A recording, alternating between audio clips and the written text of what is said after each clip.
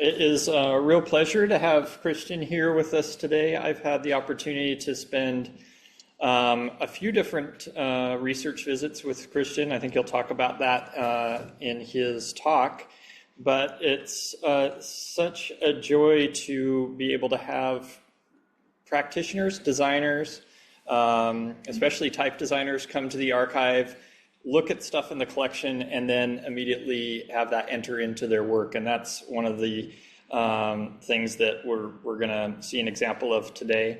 I first met Cristian, I think remotely, probably about 12 years ago, doing an interview for a now defunct magazine called Type, and interviewing graduates of the various type design programs around the country. And I had to pick out of all of these amazing graduates who I was going to interview for this project, and immediately, Cristian was at the top of the list. He's a really inventive designer, but also takes that experimentation and puts it into practice in a way that is practical.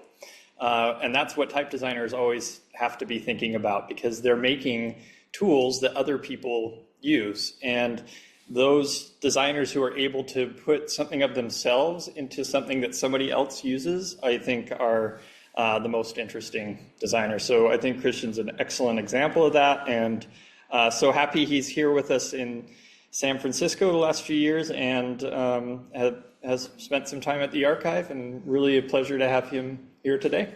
Thanks, Cristian.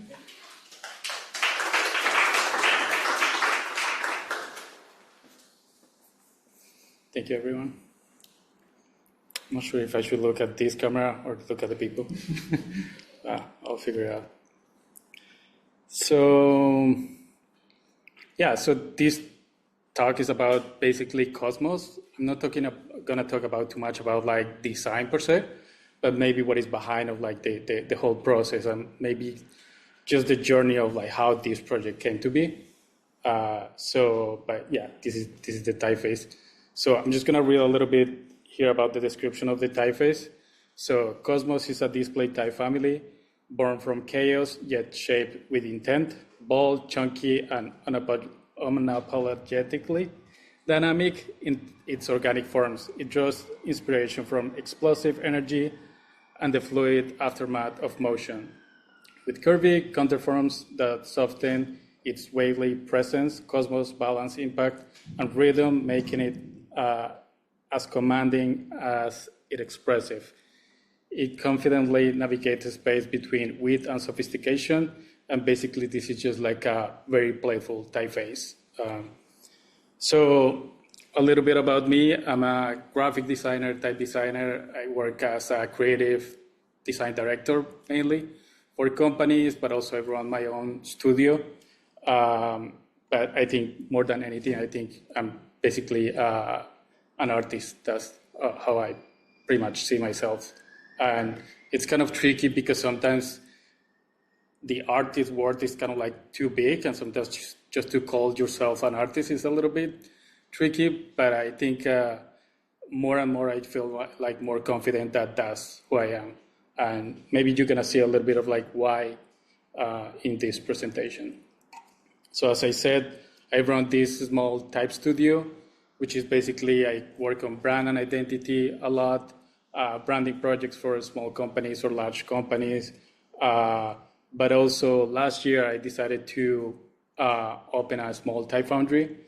And even if I've been doing type design for like, I don't know, like more than 10, 15 years, more than branding.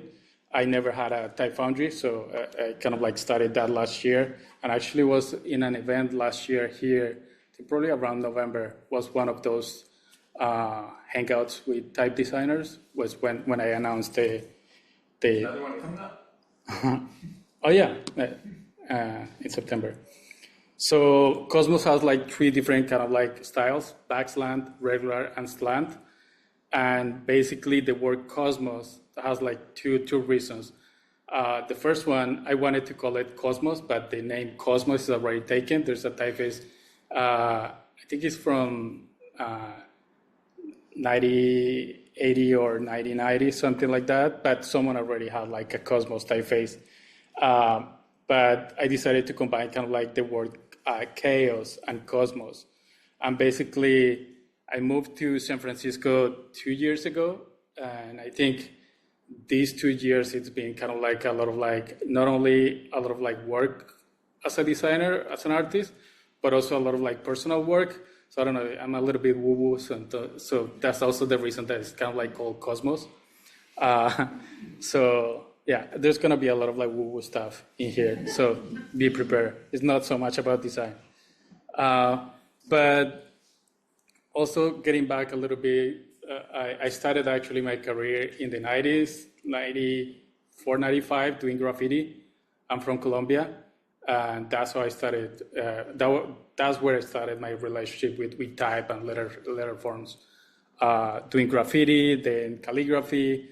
Then I studied graphic design, and then I went to New York. I did Type and Cooper. Then I went to the Netherlands. I did KABK. Then I got back to Bogota, and then I decided that I wanted to move to New York. So I spent 7 years in New York.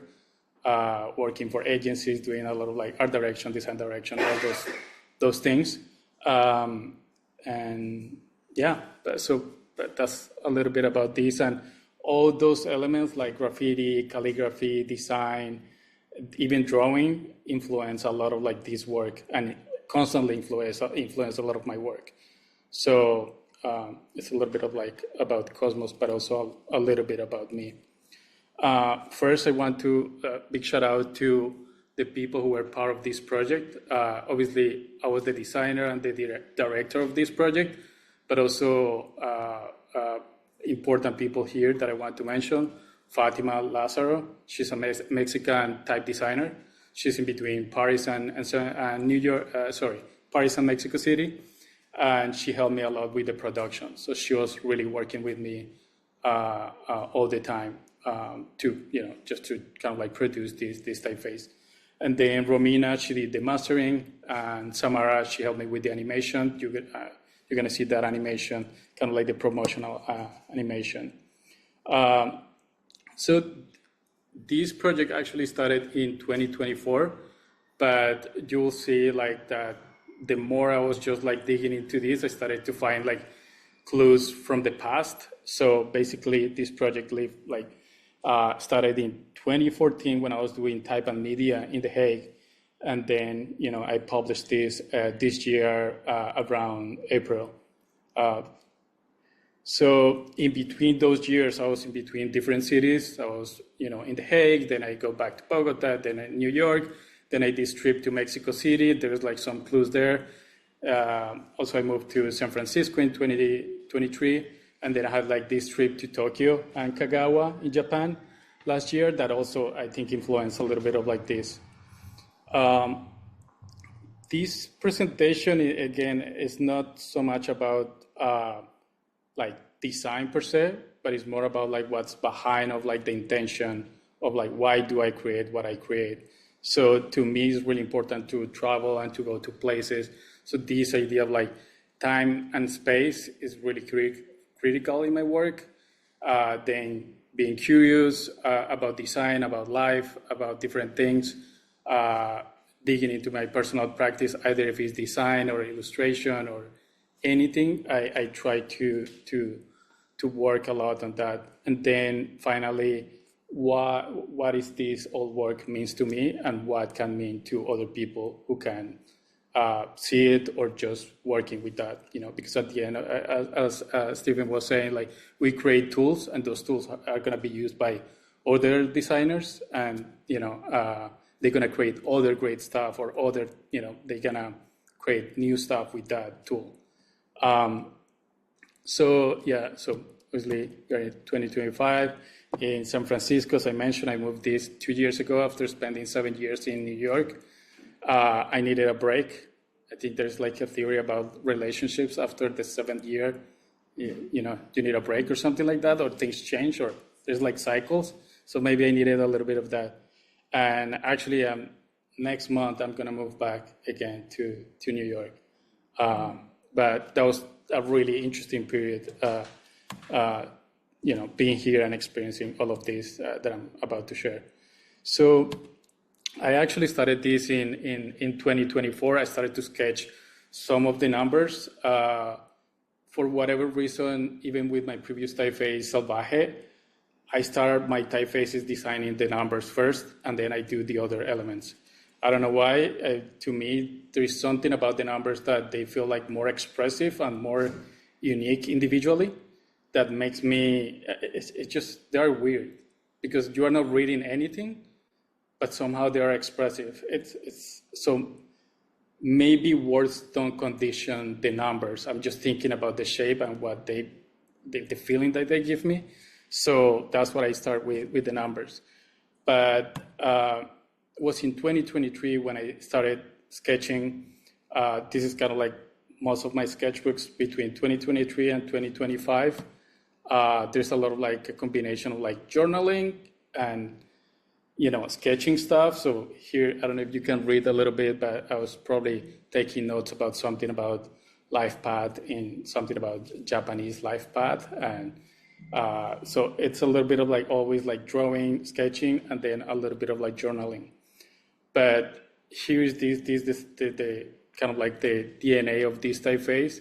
This sketch, I think, is kind of like what embodies like the essence of this when I started this, and this was in 2023. And probably some of this is just my sketches, but also this is the importance of like how a place can influence you or can give you cues about your design or how you can approach to design or what you can learn about design in a new space. And that was San Francisco. So I go a lot on walks, and then always numbers, as I was talking about, like speak to me. And these are like two different pictures from two different places. One is I think it's called Corona Heights, and the one on the left and the one on the right is in the Lower Hague. Actually, the 678 doesn't exist anymore. They renew this house. Yeah. The other day I was just walking in front of this, and then the numbers are gone. And I was like a new facade, and I was just like, oh man, I was lucky that I saw this. So, but like it's a shame because this is a historical piece in a way, and then you just, I don't know. But again, like these numbers probably were somehow influenced by stuff that I was just looking in different places just by navigating the city. This is another important piece. This is also in the Lower Hague. This is, there's this coffee shop, Rivière, Café Rivière. I think it's on Waller and Steiner. And then this house, this is a family house. And I don't know why they have like this lettering on top. I've been trying to find like more information about this house. Must be a reason. But when I saw this, I was just like, oh, this is so interesting. And it's also part of like that kind of like DNA, that kind of like blockiness, simple shapes. And they're like kind of playful. And when I saw this, I was just like, oh, this makes me think about this logo that I did in 2022 for this production company when I was living in New York. So I got back to those sketches, and then I found the logo, and this was the logo that I did in 2022 for this company. And if you see kind of like the art, it's not exactly the same, but there is some similarities between those two. And those are completely different events. One was in 2023, 2024, but then I did this logo in 2022. So to me, at this point, was kind of like, I think for a while I've been kind of like collecting without knowing information about this. And I have like kind of like, there is something about those letters that seems kind of interesting. And I think it's something about the playfulness of those letters. But something that I didn't like about this kind of like genre of like typography or letter shapes, it's how rigid they are. And I wanted to change that a little bit. This is another important thing. This is in New York. This is in Dumbo. So under the bridge, that's the, is it the Brooklyn Bridge or is the Manhattan Bridge? Is the Manhattan Bridge, I think. Used to be this brutalist building. And then next to that building was this kind of like stone carving piece. Now the building is gone. I think they demolished that building to create this park, but then they kept this in there. So I was in New York a few months ago, and then I took a picture of this because I remember seeing this. I was like, oh, this is kind of interesting. So again, I was just, without knowing, I was just collecting information over time. And I had like a preference for that. And then after this, I was just like, wait a second, I think there is more. So I think when I was doing the master's in The Hague in 2014, I think these are pictures from my Instagram at the time. You can see the beautiful filters. That at that time, that was kind of like the fun thing to do, just to add filters to your photos. So you see, I mean, that's a perfect place for someone who loves typography. It's just amazing to go there and just like experience. You see it everywhere. There's like modern stuff and also historical stuff. So there's a lot of like pictures of like cycling, letters, but also a lot of like pictures at the beach. I used to go a lot to the beach just to bike there and just to spend time there. I'm a Pisces, so maybe that's the reason. So yeah, a lot of pictures of like cycling, letters, and different things. This was stone carving that I did. Many different things. Other stone carving piece that I did on the bottom right. Carol Martin's pieces. I had the opportunity to go to Carol Martin's studio. It was just like a great experience. Not only the program itself, but everything that was around there. But then when I was just looking into those files, then I found this piece in the middle. I was just like, that's the thing that I was just looking for. And I used to go to this piece a lot. So I was going to the beach and I used to go to this. And I remember taking like several pictures of this because it caught my attention. It caught my attention for different reasons. One, just because it's a very interesting mixing between playfulness and rigidity. And I think, to me, this is interesting for Dutch culture because it's so rigid, so cold sometimes, that it's funny to find pieces like this that are kind of like playful. So to me, I was just like, oh, interesting this. And then I took several pictures of this, but this was like 10 years ago. But somehow, like the brain is like that.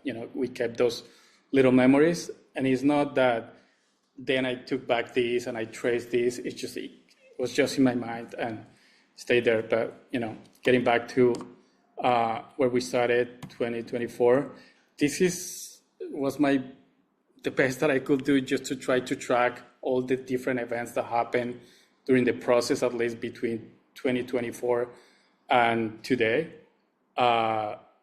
Like things that I think were kind of like important for me and are essential for this project to happen. So as I mentioned, I went to Japan last year, and that trip was just like incredible for many reasons. Just to experience that type of culture, it's just so unique, and there is like this levity that I find there. It's something about the culture, something about how they create things and how the care that they put to their crafts and the art, that I just feel so connected to that. So there's like different pictures from Tokyo or different exhibitions that I went to see. And pieces like this, to me, this is just like pure calligraphy. And even if you see it kind of like straight shapes, also you see this kind of like human aspect of like, just of the sign painting. And that was kind of like the feeling that I wanted to bring to Chosmos. You can see this level of structure, but at the same time bring that humanity to the letter forms. One of the reasons that I wanted to go there is just because one of my favorite artists is Noguchi, and I wanted to go to one of the two museums. The other one is in New York City, in Queens. I went to that one so many times. But this particular museum in Kagawa, Japan, it's very interesting because Noguchi had that museum. I mean, this was not a museum. It's a museum now, but it used to be one of his studios. And in that region where he had that studio, a lot of people do stone carving and a lot of like work with stone. And it's just so interesting when you start to just walk to the studio. It takes you like, I don't know, 20 minutes from the where the train drops you off to get into the studio. And then all the path is just full of like different sculptures like this from different artists or different people who just work with stone.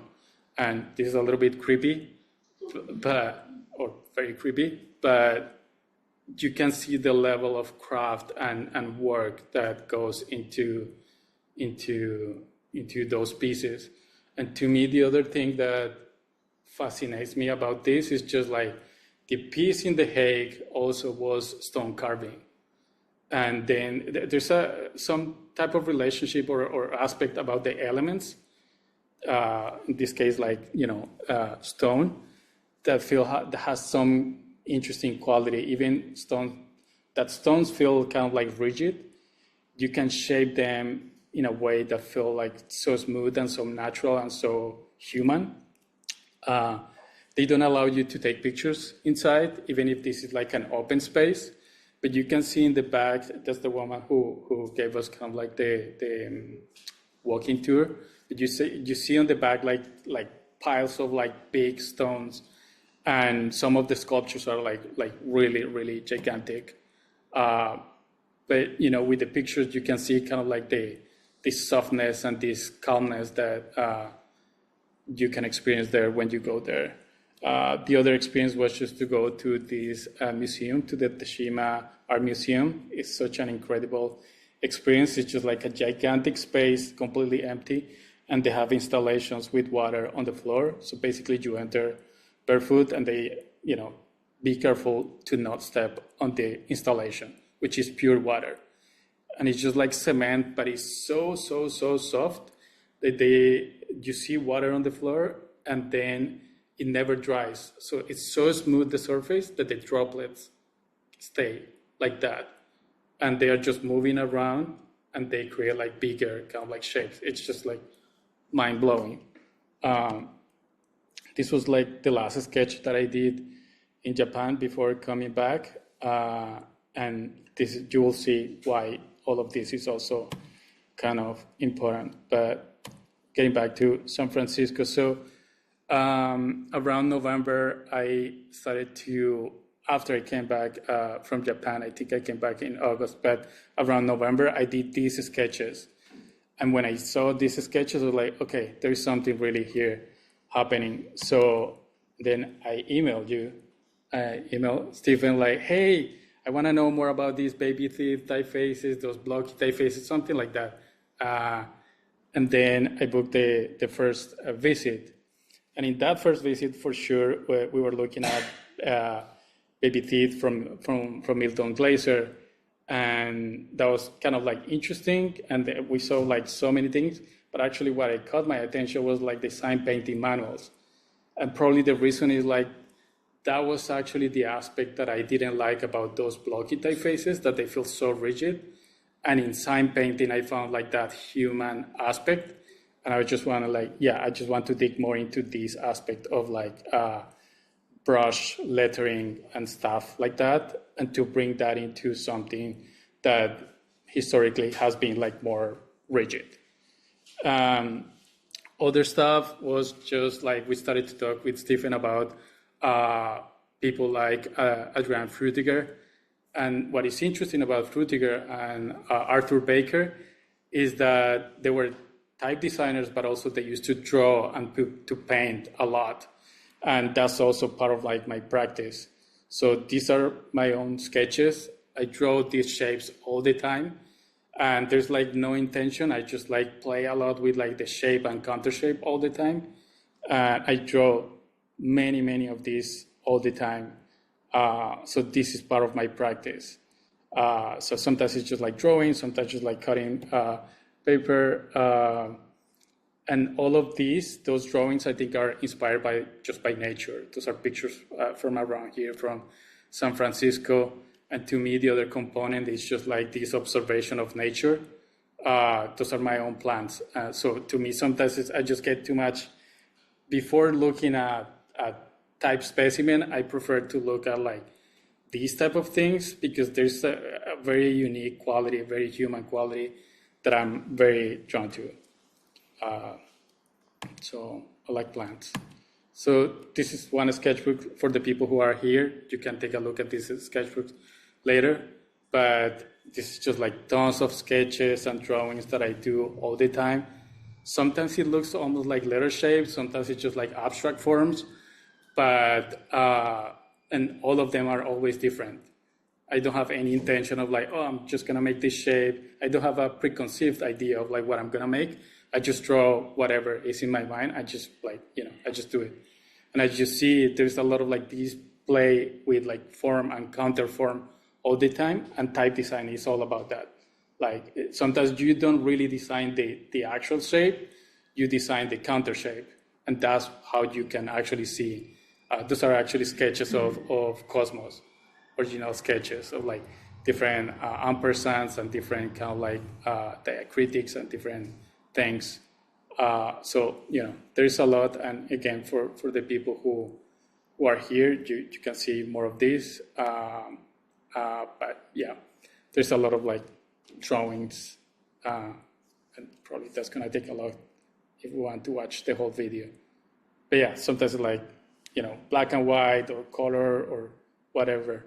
But I play a lot with this.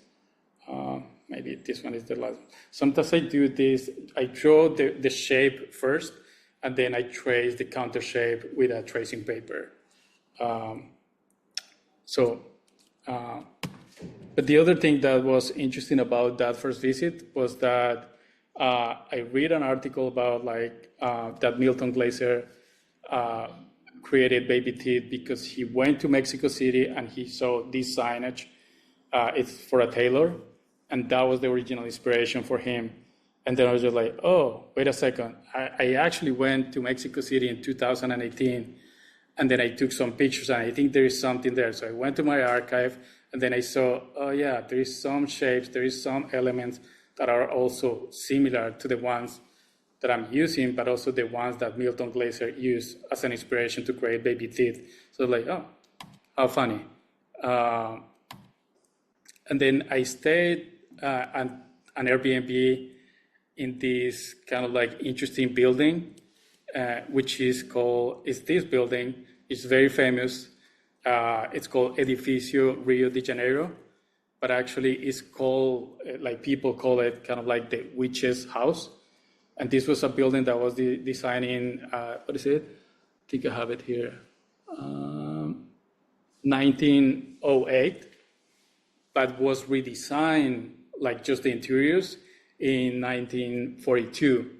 So, and that new redesign was by a Mexican architect, and they brought like all the Art Deco features inside.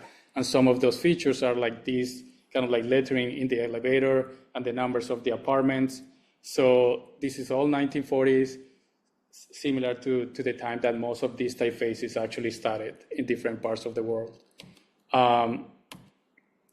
So after this first visit, Fatima, she's a Mexican type designer, and she reached out to me right after we had like that first visit.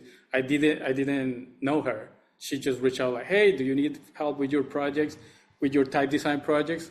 I was just like, actually, I'm working on a few projects, so maybe you can help me. And it was just kind of interesting that she was from Mexico, and then I realized about these kind of like old photos, whatever, Mexico, I don't know, Milton Glaser, baby teeth, all of that. So I was like, oh, something is kind of like happening here. Then I did the second visit, and I, got more into like different specimens and elements. I think this particular piece and this other piece made me realize that because my typeface was just uppercase, I needed other elements in the typeface to make it more dynamic. And I was just like, oh. And I told Fatima, I think we should actually make slant and back slant just to make a family, because we don't have like lowercase. to make a family somehow more dynamic and more interesting and more playful when we use it in layouts. So that was kind of like those kind of like specimens influenced kind of like the decision to have like backslant and slant. Then we took a look at like the Arthur Baker drawings. Those pieces are absolutely beautiful. You can take a look after this. This piece on the right is just my favorite one, and somehow also it resonates with all the stuff that I saw in Japan. So it's like, it's just this quality and this gesture and this humanity, and also this playfulness with the different elements and those are just explorations, but those are just like beautiful compositions. The same way, like similar to the other sketches that I was showing you, I do a lot of like drawing. And then, as I mentioned at the beginning, I actually started my career like just doing graffiti. That was in the 90s. And that element is always present in my work, like sometimes it's like more formal, sometimes a little bit more informal. But it's also, you can see the influence of graffiti in this typeface as well. If you think about like black posters in graffiti, it's also, there is almost like an approach of like black poster, but in type design. So these are some kind of like, probably this is the only thing that I'm gonna show about like actual design. So proofs, we're like sending back and forth those with Fatima. So just making corrections. We are working on files back and forth all the time, making proofs. A lot of like work on spacing, proportions, but also bringing this system to life, and working on the 3 different styles at the same time. Just by the very end, actually before the launch of Cosmos, that was in April, I did a final visit to Telegraph Hill, not with the intention to find any typography. I was actually wanted to see the parrots of the wild parrots. I didn't saw them at all. But then I saw this thing. I was just like, oh, this is also in the same spirit. What is this? And then I entered to this place. It's called Little City Meats. It's a market. And then I was just like, what is this? And this is like hand painted. And then I entered to the place and I asked the guy, hey, did you paint those? Like, oh yeah, actually during the pandemic, I went to Miami and then I saw those letters.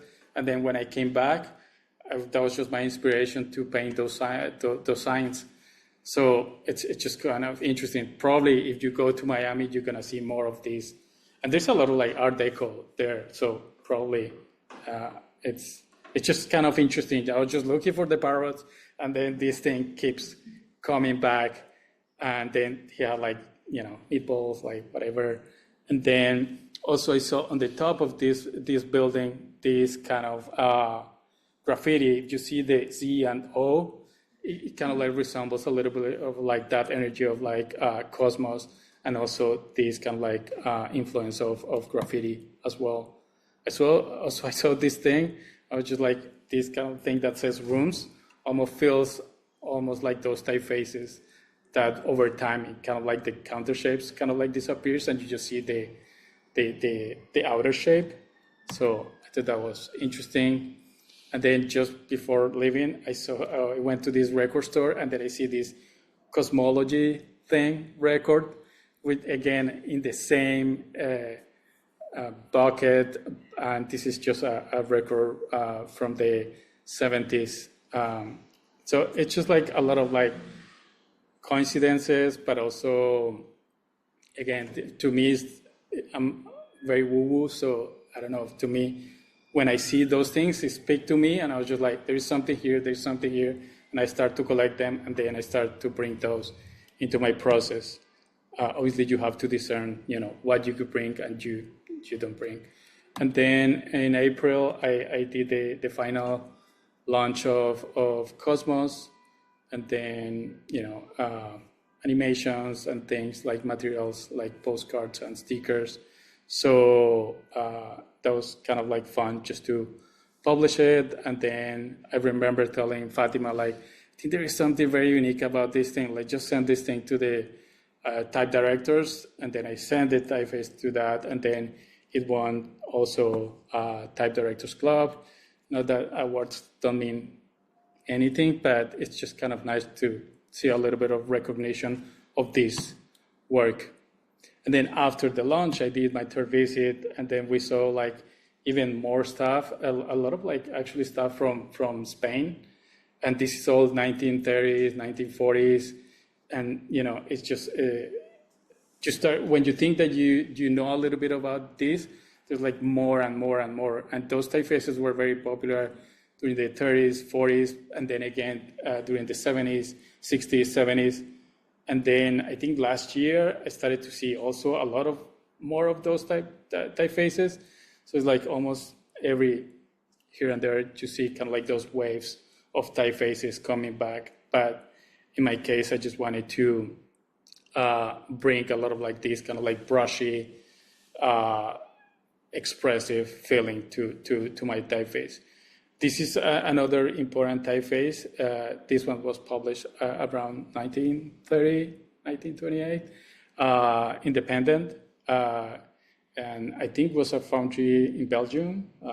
And these actually letter forms are very similar, almost identical. There's just a few letters that I think the S and the H are letters that are not exactly the same, but almost the same letters are the same letters that people use to do the stone carving piece that I found in the Hague. So maybe one influenced the other one. I don't know which one. Other pieces, more specimens. So even this was like over, I already published this. I still wanted to do more research about this. I was in New York a few months ago. I spent 3 months there because I was just trying to think of like if I wanted to move back, and I found my answer. And then I went back to the Noguchi Museum. I go there often. And when I see these pieces from Noguchi, it's just like, it's almost like a version of Chosmos in a way. It has like this roundness and this human approach that I just like so much. And I don't know, this, and again, it's not that I was just like using Noguchi's work to, create my typeface, but there is some kind of like relationship there that is not very formal, but it's almost like the essence of these pieces give me kind of like clues to design new stuff. Even the counter elements of like letters like the R or the K, when I see these cuts from Noguchi, it's also part of like what I was doing with my typeface. And I can think this about like, this is a line of Chosmos, different letters, but I just see the same principles are there, even if this is just like a sculpture. It's funny because we designed a set of like heavy accents for the letter I, and some of them look almost like this. And this is actually a piece that he designed. This was supposed to be like a big piece to commemorate the Hiroshima event. It got rejected, but this was supposed to be like a gigantic sculpture. And finally, this was the final sculpture that I saw, and it's called the Big Bang. And part of the concept of Chosmos was that the Big Bang, like this energy explodes, and you have like all those isolated pieces, and that's how I see Chosmos, like this explosion of like energy. And it was kind of funny to see one of his pieces was called Big Bang. So this is kind of like the whole journey. And again, getting back to this is all about time, space, my deep desire for like exploring and being curious, and then exploring my personal practice, and obviously adding meaning to my work, but also the work itself adds meaning to myself as a person. So that's pretty much. Thank you.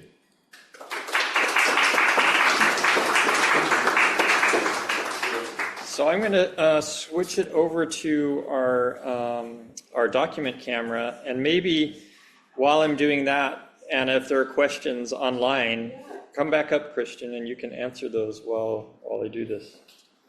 So far, one question from Nancy Wu, and she asks, is serendipity a common thread in your typeface design / inspiration, or just this particular instance? I love it, by the way, a good reminder for designers to always be present with their eyes / mind wide open and to take advantage of resources like the Letterform Archive. Oh, thank you.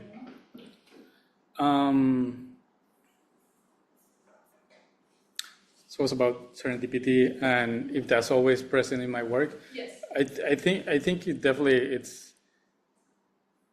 Yeah, I mean, I just try kind of like to observe, like it's just like a constant work of like observation, and when I see these patterns in real life, I kind of like start to apply those patterns or to see what's behind of those patterns. So it's serendipity combined with curiosity. But I think something similar happened to my previous typeface with Salvaje. Something similar happened. It's not exactly the same journey, but basically I discovered those birds of paradise way years before designing that typeface. And then when I was doing the master's, again, I came across those specimens and those illustrations in a French book. I was just like, those are the birds that like many years ago I saw, and I was just impacted by that. So it's just like, it's a little bit of both, I think. Yeah. So we're looking now at Christian's sketchbook that he showed you pictures of before. I think there's a question. Yeah. I have a question. So the one thing I'm always, obsessed with type is the close counters. And your close counters are really tiny little holes.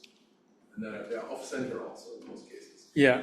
And how did you think about that? Like making them small, making them off-center, or having them at all, because you could just not have a close counter at all. Just fill it all in. What was some of the thought process there? I mean, part of that, I think, is I wanted to play with kind of like this off-center energy, also because I wanted to have almost like a playful, adding kind of like some level of playfulness to this, and I think that was important for me.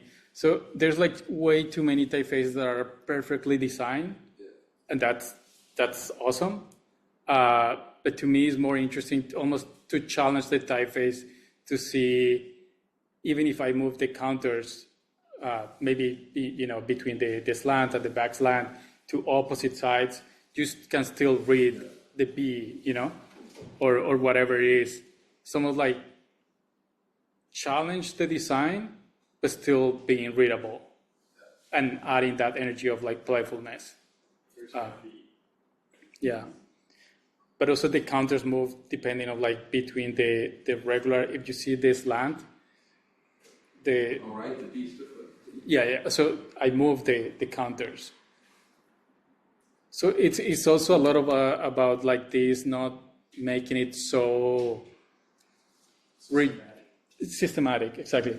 And it's funny because you have to create a system, but it's a system that allows you to be playful and to be expressive. And I think that for me is essential in type design, to add expression to typography, because there's like so many typefaces that are perfect executed. And we see a lot of this in San Francisco with all the AI companies having those sharp, grotesque, simple, perfect. But to me, it's more important to add expression, because that's what actually, that's what lets you think that it's actually a human being designing something or crafted something by hand, and not just like, something that, it's a little bit too perfect, too predictable. So we're really fortunate that Cristian has donated these drawings to the archive. So not only did we get to be part of the inspiration for Chosmos, but now some of the work that is surrounding this whole universe is here in the collection, which we're super grateful for. What would you like to show first the fruitier stuff? Oh yeah. I mean, this is the other thing that, for me, what I find kind of interesting is just like people like Fruitiger, that again, he designed like amazing typefaces, but also at the same time he had like this kind of like artsy side, like more playful. And I don't know how, I haven't seen like too many originals, but when I see his work, even if you might think that some of these things you can do it with a computer, with perfectly with vectors, there's a lot of like human aspect that goes into those drawings. So it's almost like first the drawing, then later on you digitize and you create the typeface. But to me, it's just so unique. And you see the same principles. It's like shape and counter shape all the time. And I haven't studied a lot of like his work, but I always was a big fan. Even when I started to do branding, like many years ago, his typefaces always were kind of like had that quality of like being structured, but at the same time, kind of like human. So these are some examples of some of the specimens that you looked at when you came to visit. Mm-hmm. This is called Cyclops, or Cyclope, which is from an Italian foundry called Reggiani. And you can see right away that how structured and how rigid this is. Mm-hmm. And this is what, even though you see the blockiness, the small counters, the boldness, what you were getting away from was that rigidity. And getting back to your point of like the counters, that I do it kind of like off center, you can see these drawings are like, very aligned, very, the axis is very defined. So it's almost like, I feel that there's a lot of like playfulness on those elements. But to me, I just wanted to bring this kind of like, I used to tell Fatima a lot, like, this is kind of like dough. It's just like this typeface has to be very doughy. And that's the other thing, that the typeface is actually quite extended. It's quite wide. And some of these things are like incredible. I think I like this one a lot, even if it's kind of like more sharp and rigid, but the edges are a little bit kind of like jagged. And I like that aspect of like that is not fully perfect. And I think one of the specimens, if you go to the website, I did one composition that is with letters, kind of like cascading. This one was one of the latest ones that you shared with me. This one is 1930s? I can't remember the date, but I believe it's 30s. This is part of our collection of sign painters' model books. We have a book coming out soon that is about French sign painters' manuals, but before this time period, more around the turn of the century, but this is a little bit later. This is funny, the previous one, the green one, it's similar. What is this other typeface from Milton Glaser? I think it's Kitchen something. Oh, Kitchen, yeah. Yeah, Kitchen. Actually, it's almost like that same approach. There's like this famous poster, like the what is it? This upstate New York poster. Catskills. Mm-hmm. That's one of my favorite posters. There's like this little cat and he uses Kitchen for that one. And Kitchen actually looks very much like this. It's just that the shade is to the other side. And who needs the middle bar on the E? Let's just put that. So it'll be difficult for us to. First let's show some stuff from. This is from our book, The Complete Commercial Artist, which is a collection of publications from the 1920s, late 20s in Japan.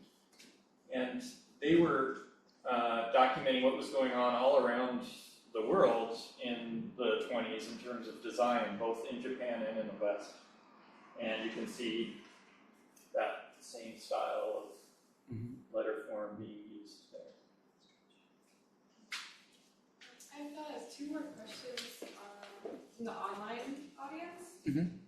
Trisha asks, I love knowing you were inspired by graffiti. Can you share your thoughts on the humanity and energy present in graffiti art and how you discovered the art form in the 90s? Were you part of a collective / crew? Yeah, I mean, the energy comes from like the risk of like painting something illegal. I mean, at that time was like, I mean, especially graffiti in Bogota changed so much. Now I think Bogota is one of the most famous places to go to see like graffiti, but it became more like muralism instead of like graffiti. But when I was doing it in the 90s, it was just all illegal. So we're just bombing like, second floors or walls everywhere and all of that. So the energy of the graffiti was actually the energy of like the risk of doing something that is not legal to do. So I think that tension and that energy, I think also impacted a lot of like my work. And what was the second part of the question? Oh yeah, were you part of a collective / crew? And how did you discover the art form? Oh, well, I discovered that because that was probably 93, 94. Some people from Bogota used to travel to New York, and they were the ones who they had family and they had friends in New York, and they started to bring stuff to Bogota, and they started to tell us about all of this. And then the other part was there was like these magazine rap pages, which this is all 90s, and on the back of the magazine, the last page was just graffiti from Los Angeles and New York. And that there was just like a few pictures, just like half of the page was LA, half of the page was New York, just a few graffitis. And we used to go to this bookshop just to get the magazine every month or every 2 months, just to get what was the latest graffiti. Also because internet was just starting at that time. It was a privilege to access to internet. I remember, logging with that card.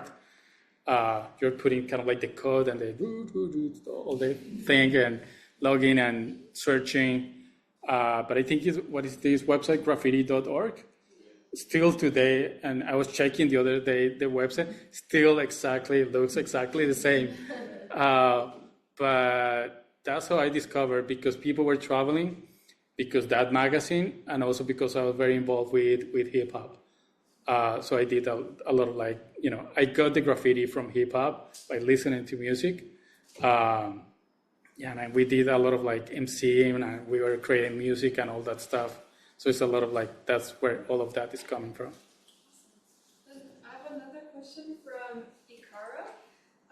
Why have you decided to backslant it? Amazing job and process, very inspiring. Oh, thank you. I think it was just a need, because this typeface, for instance, independent, that has lowercase. Chosmos doesn't have lowercase, and to bring a family that doesn't allow you as a designer to play and to have flexibility, maybe it's not a good idea. So basically, backslant and slant were more to bring that another tools to the designer, just to play with with whatever layouts they are creating. So it was more functional in a way. Thank you. Yeah, thank you. So I'm going to zoom out to show the last collection item, which is the collection of work by Arthur Baker. Oh. So, yeah. Is there something I'm missing? No, it's just I love those pieces so much. Yeah, so for those that are in the room, you'll be able to see more of these, but we'll put as much as we can under the camera. Arthur Baker was a calligrapher primarily, but he also did lots and lots of abstract calligraphic paintings. And we are really fortunate to have his complete archive. And they include thousands of paintings. And this is where I'm going to make a pitch to you all, because most of these are inaccessible right now. because it takes a lot of work to catalog, to process, to sleeve all of these paintings. And so we're looking for folks that can help fund processing of collections like these. But I was really, really lucky to spend a few weeks going through the garage of his drawings. He probably drew, you know, or painted 100 things a day, and he never threw anything away. And most of it is of alphabets. And you'll find his books from Dover, really easily accessible, his calligraphy books. But then he had a few books about these abstract paintings, and every one of them is special. Stu, are they painted with like calligraphic ink and a big brush? Yeah, so this is India ink, and he used all kinds of tools. He would use a house painter's brush, he would use a business card, he would use a calligraphic pen, but it was always about this way of turning the brush or the pen. He was kind of, a lot of calligraphers thought he was sacrilegious because he did not follow the rules of how you're supposed to hold a pen and a brush. He would do stuff like, you know, twisting and turning and rotation that at the time in the 70s, when he did a lot of these, was kind of a no-no. But he would teach courses in it, and people, he had a lot of loyal followers as well as detractors. It's amazing.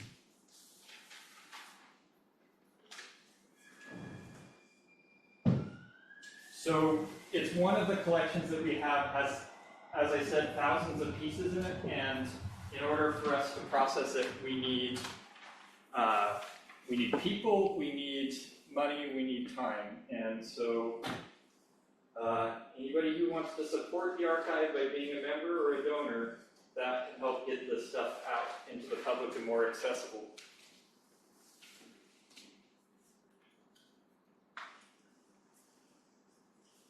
And I think that's all of the collection items to show. Are there any other questions online, Anna? I think we covered them all. Actually, I just got a really quick one. Boya asked, was there any specific letter that gave way to the rest of Chosmos? Any that you were obsessed over or that you felt informed the rest of your design? Put it out here and you can point it out.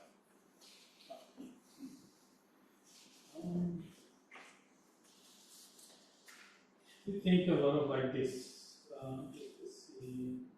think the C and the G, I think to me, it's almost like, even when I look like Baker's like work, just like this, almost, it's just like a brush, kind of like creating this shape, and I don't know, it's just like,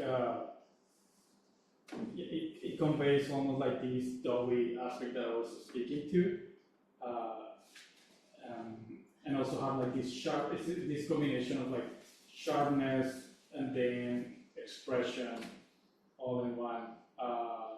Yeah, there are like other interesting ones. I mean, also was kind of like the decision, it was almost like the decision of like having this lowercase I. And I think the decision of that, I mean, there's a set of like I without the dot, but I think the decision of having the I being lowercase was adding that to the playfulness of the typeface. And also having like this kind of like wide dot, kind of like sitting on top of the stem of the I. To start by, Tell us a little bit about what kind of notes would appear in these marked, we call these marked proofs. And you're giving instructions both to yourself and to Fatima about what you want to change. What does this say here? or just a bit. I think it was a lot of like back and forth between not back and forth, but kind of like really finding the right diameter of those dots, because There's like, it's just so, especially when you see like when you see it in like in like text, it really makes a difference. I mean, you are designing, most of the time you are designing like this big, but you wanted to make it functional, even when it's like really small. Even if this is not a text typeface, I try to treat like my display typefaces to be almost like proof to be read in like really, really small sizes. So this like just a bit, like maybe just to increase a little bit the size of those dots, but then we did like so many tests of like smaller or bigger or a little bit more to the left or a little bit more to the right, because sometimes maybe for some words, probably here like some, maybe you can take the decision that you can have those dots more to the right and more to the left, but then when you see a word, maybe you see that the word is just kind of like has like more weight on the left or on the right. So it's almost like you have to be strategic and at the same time playful. So you have to increase or reduce the size of the dots, of the counters. I spent a lot of time actually crafting those counters. It seems almost like it's just like a simple arch, but to actually in like a really like just with 2 nodes, really finding the balance of that. Get right in there. Yeah. Enhance. Yeah. So it's like, for instance, the R. It's just not like, it's not like fully perfect. Like I don't know, like let's say Half circle. like a triangle. It has like still has a little bit of like movement, so you can feel like this brushy aspect. And also there is another element about like the R. The R is not fully straight. At the end, it has like a little movement. So it's like a lot of like subtle movements and elements of the design that for most people not gonna see that. But for me, it's just essential when I see it in like a poster or when I see those words. I see the overall brings that this quality of like sign painting meets graffiti, typography, all of those things. So it's just like those small details, but it really makes the difference. Also crafting the counters of the E, same thing, it's just not straight, it's just like, if there's like a bend. And I think I wrote that quote, this is about, I mean, I don't know if we can put this in there, but I think it's, this fact that is part of like this, sorry. But I wrote this kind of like quote, and this to me is what it speaks. It's kind of like almost the essence of like Chosmos. Shapes aren't meant to be perfect, but to carry a soulful bend. And that's exactly what I was trying to bring to those letter shapes, like slightly bend that makes you feel that is human enough and expressive enough, but still keeping kind of like the overall structure. Because at the end of the day, a typeface is just a system.